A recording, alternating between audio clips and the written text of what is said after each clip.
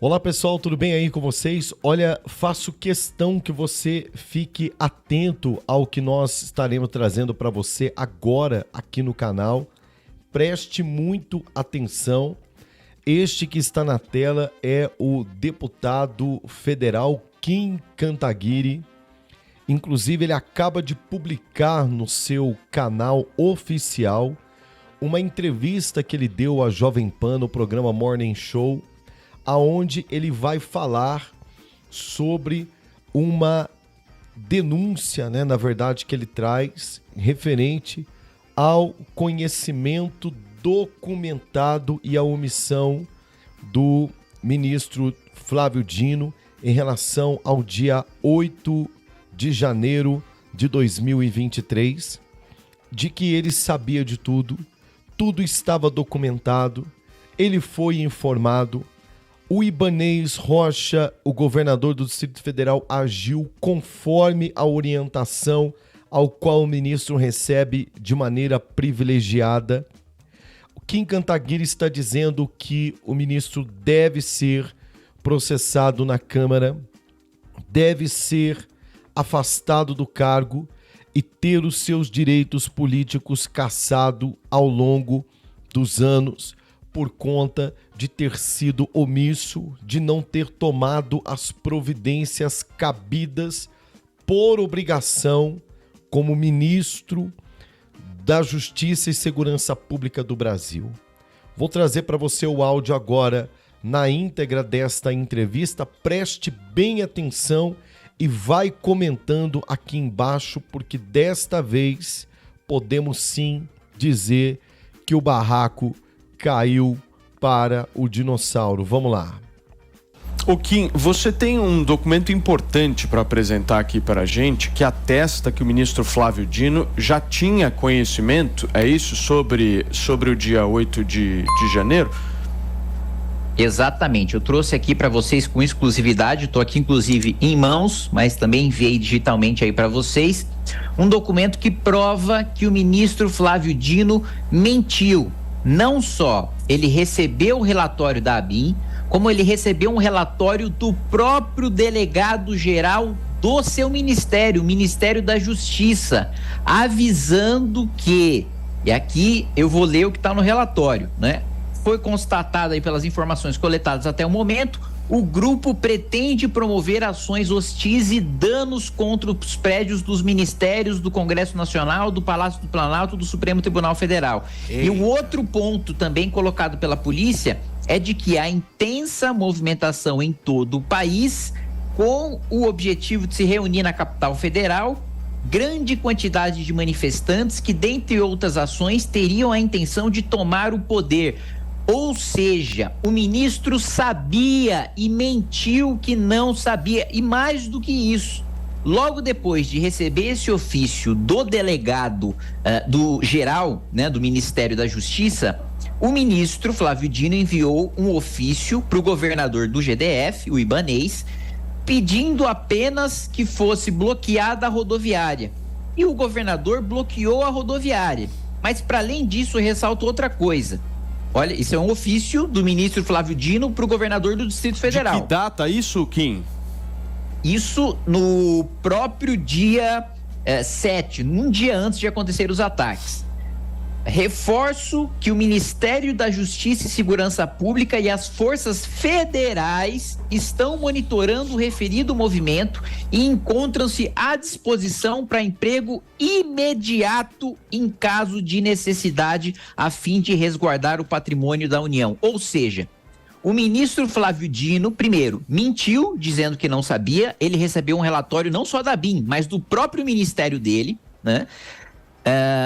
escondeu essa informação do governador do Distrito Federal, porque ele foi muito mais leve nas palavras no ofício ao governador do Distrito Federal do que ele recebeu do delegado geral, mandou fechar a rodoviária, o governo do Distrito Federal fechou e ele disse para o GDF ficar despreocupado que as forças federais já estavam atentas e prontas para agir, mas não agiram, ou seja, houve uma omissão criminosa do ponto de vista de crime de responsabilidade por parte do ministro da Justiça, e hoje eu dou aqui com exclusividade para vocês, vou apresentar a denúncia por crime de responsabilidade contra o ministro Flávio Dino, não só por ele ter mentido numa audiência na Câmara dos Deputados, mas por ele ter sido negligente em relação aos ataques, dizendo para o governo do Distrito Federal que as forças federais estavam monitorando e que estava tudo sob controle, quando na realidade ele não empregou essas forças federais para defender os três poderes. Kim, vamos deixar claro aqui que o ministro Flávio Dino negou ter recebido um informe da Agência Brasileira de Informações sobre as movimentações pro ato e minimizou também as acusações de uma suposta omissão.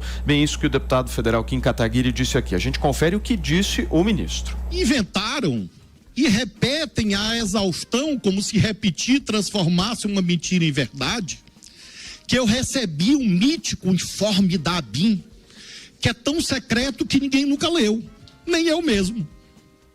Porque, por uma razão objetiva, eu jamais o recebi. Gente, isso é muito sério. Isto é muito sério. A gente continua, não sai daí não. Por diversas vezes eu me lembro de quando eu ficava me perguntando se eu tivesse apenas uma oportunidade para poder sair dessa CLT, deixar de ser empregado, porque coisa tenebrosa é você trabalhar em um lugar que você não é reconhecido, não é? Dedica lá 8, 10, 12 horas por dia e no final do mês o salário, como diria o humorista. E não adianta ficar falando mal do patrão, não. A oportunidade, quando ela aparece, você tem que aproveitar. No primeiro link da descrição aqui, eu estou convidando você para trabalhar comigo. É isso mesmo. Eu vou apresentar para você uma oportunidade de trabalho. Não é moleza não, hein? Só se você é disposto ao trabalho ou conhece alguém, você tá vendo, tá se esforçando tanto, parece que não vai, manda esse vídeo para essa pessoa, para ela vir conhecer essa ideia, trabalhar, você fazer uma renda entre 2 e 7 mil reais por mês, trabalhando, dedicando algumas horas do seu dia. Não precisa parar o que você está fazendo, depois você vê se compensa continuar na CLT ou continuar investindo tempo em um trabalho ao qual quanto mais você aprende, quanto mais você se dedica, mais você ganha. Primeiro link aqui da descrição, não perca tempo, corre lá. Você está acompanhando uma entrevista que o Kim Kataguiri deu ao programa Morning Show da Rádio Jovem Pan, trazendo informações que documento mostra que Dino foi avisado sobre atos do dia 8 de janeiro. Você vai conferir agora um momento muito importante desta entrevista, aonde a Fontinelli, ela diz o seguinte: tá tudo muito bom, tudo muito bonito, mas como é que fica agora? E vão falar também da questão da CPI do dia 8 de janeiro. O Kim garante que essa CPI vai sair independente do trabalho ostensivo aí do Barba nos bastidores para tentar impedir, né, de acontecer. Vamos ver então a pergunta aí da Fontinelli e a gente continua com esta informação, que sim, é a informação mais séria do dia. Avisou o ministro da Justiça um dia antes dos atos acontecerem. No fim do dia, o que isso quer dizer e onde vamos parar com isso? Qual é o final dessa ópera? O final da ópera, na minha avaliação, é muito simples. Eu ingresso com a denúncia contra o ministro agora por crime de responsabilidade. Ele é processado por crime de responsabilidade e eu já tendo as provas, não tem como ele dizer que não sabia, não tem como ele se eximir da responsabilidade, portanto ele deve ser condenado, perder o cargo e perder os seus direitos políticos, como prevê a legislação. Então esse é o fim da história. Agora, isso demonstra o porquê que o governo Lula e a bancada do PT desistiu da CPI do dia 8. Retirou as assinaturas do dia 8 e inclusive a notícia de que o governo pagou 30 milhões em emendas parlamentares para que deputados, né, da base aliada tirassem as assinaturas do documento.